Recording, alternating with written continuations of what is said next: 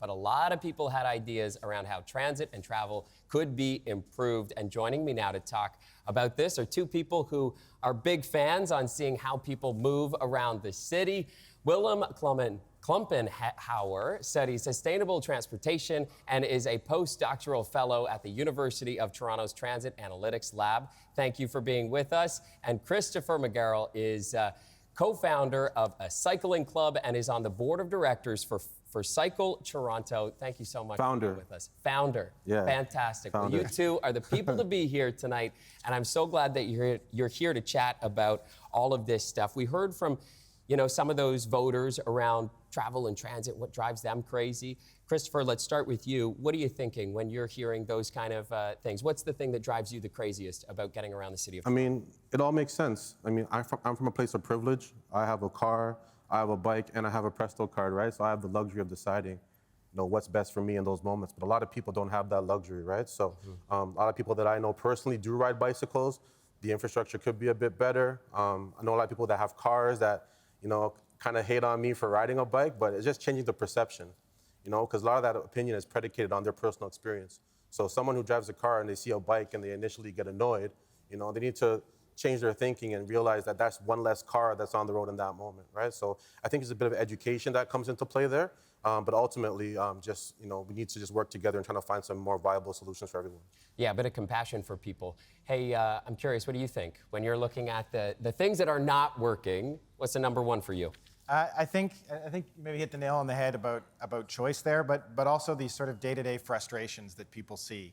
I think we don't necessarily do a great job of capturing that those are happening and really sort of communicating with riders and cyclists and even drivers that those kinds of things are happening.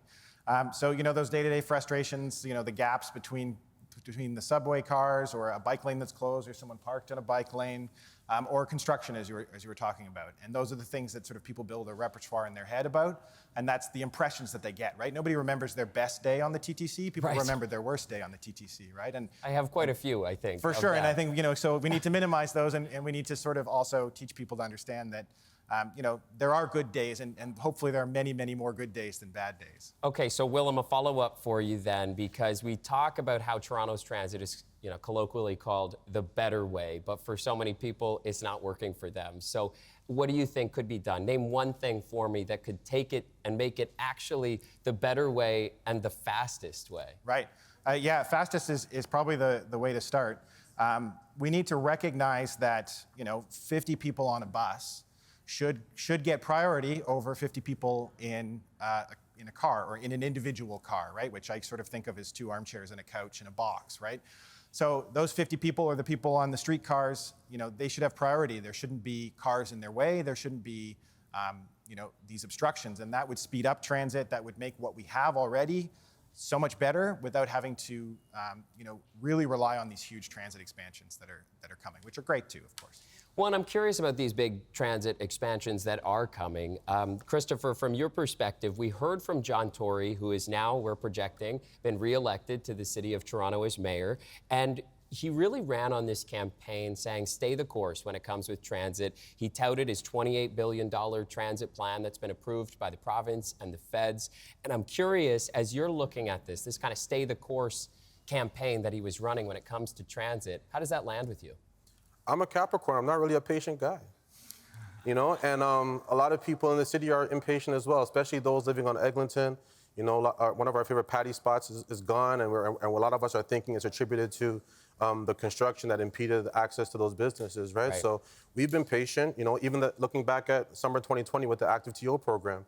The data doesn't lie. A lot of people are on bikes and taking full advantage of that opportunity. And there were some promises there to bring that back, and we haven't seen anything, right? So definitely an opportunity for them to demonstrate a bit of transparency or integrity or just keeping their word, and then taking things from there. But patience is one thing, but when it starts to look like lies, it's kind of difficult for people to kind of take your word anymore. It's Randy's Patties that you're talking about? Yeah, man. Eglinton? Oh, people were so sad to see that one go for sure. But I'm glad that you brought that up, really, because I was saying earlier with the urban planners that we had on the show, we were talking about how this city is trying to build, and in so many ways that ends up meaning a lot of construction. It's been Eglinton for years and years now. We know businesses have closed. Going forward, it's likely going to be kind of all over the city with the Ontario line. Adelaide right now closed for months in order to lay those new streetcar tracks. In the past, it was St. Clair before that. I mean, from your perspective, Willem, when you hear about all of these construction projects that so many people are on board with needing, how do we actually build transit in this city while making it livable at the same time? Yeah, and that's a very tough prospect, right? You know, any sort of big changes like this, there's going to be growing pains, right? It's going to happen. So, and I think people understand that construction is necessary, but I think it, you know, when it drags on or when it's there day to day, or it's so disruptive, like we've seen in places like Eglinton, that sort of turns out to be a little bit, you know, is too much, right? Or it wears your patience a little bit thin. So I think there are things we can do to maybe simplify some of the way we do some of these projects. We have a bit of a habit to sort of overbuild and over-focus on, you know, lumping a whole bunch of projects together into one transit project, and that can kind of draw them out and draw out construction. So there's some ways around it. There's examples we can take from around the world that we might be able to do things a little bit more efficiently and hopefully minimize the growing pains a little bit. The other thing that is really a priority in this city is getting ridership on the TTC back up. I was looking before, and TTC ridership is just around roughly 70% of pre-pandemic levels. And so Tory and pretty well all of the mayoral candidates who were talking were saying that this was a major priority for them, getting people riding the Rocket again and riding streetcars again. Christopher, from your perspective, what can be done to actually get people back to transit? I don't think it's limited to just transit. When I think about transit, when I think about biking, the number one option right now is to make it more safe. Right. My friend and I rode the subway yesterday, and we literally saw a woman get assaulted on the TTC, and we're just thinking to ourselves, you know, like, there should be security on the subway walking up and down or something to add an element of safety or a layer of safety for people, because you can't call it the better way when there's a risk that you might be putting yourself in harm's way just going to work or going to school. You know, that shouldn't be on the menu. So definitely some improvements there for sure. But safety, I would say, is of utmost importance right now. Okay, so making it safe, definitely one right off the get-go. But a lot of candidates have also raised this concept of making it free. And Willem, I'm curious from you, because you've argued in the past that fare-free transit isn't necessarily the better way. Describe for me what you're saying when you say that. Yeah, absolutely. So fare-free transit, it's an interesting discussion. And I think it sort of boils down to this principle that, you know, I can afford to pay for transit. I should pay for transit. I'm getting something out of it. And so I don't necessarily think that, you know, going with a zero fare policy is necessarily the right way to go. And the big part of that is you lose a lot of that revenue, revenue income. We heard Councillor Min and Wong talk about the fare box recovery. But I don't think that if the cost of the subway is a barrier to you, that you should have to pay. So there are mechanisms to deal with that. And I guess the other question is sort of, you know, if you take the money you're going to spend on free transit and you instead take that money and you spend it on making the service better, more frequent, more reliable, safer, Right. you know, are you going to get, you generally tend to see that you get more ridership out of that dollar for dollar than you would necessarily do by just eliminating fares entirely. So. Okay, Yeah. Good point. Interesting thought. I want to switch over to bike infrastructure and bike lanes. Somebody laughed when that guy off the top was talking about how the bike lanes that we have in Toronto are, I think he said, the best in the country. Christopher, as our resident cyclist on the panel tonight, what are your thoughts when you think of Toronto's bike lane infrastructure and how it stacks up to other jurisdictions in Canada and around the world? It's funny you mentioned other parts of Canada. I was in BC maybe 3-4 weeks ago, and beautiful design, beautiful, separated from the street. There's no way that cars can interfere with the cyclists. And even when I think back to, you know, years back, I traveled to Amsterdam, and it's just beautifully designed, and it encourages people to consider cycling as the viable option. Here in Toronto, I would say it's pretty sus, to be honest with you. It's not, there's definitely an opportunity to make it better. And I'm a Scarborough guy. I live in Etobicoke right now, and I have friends that live in Rexdale, that live on the Jane.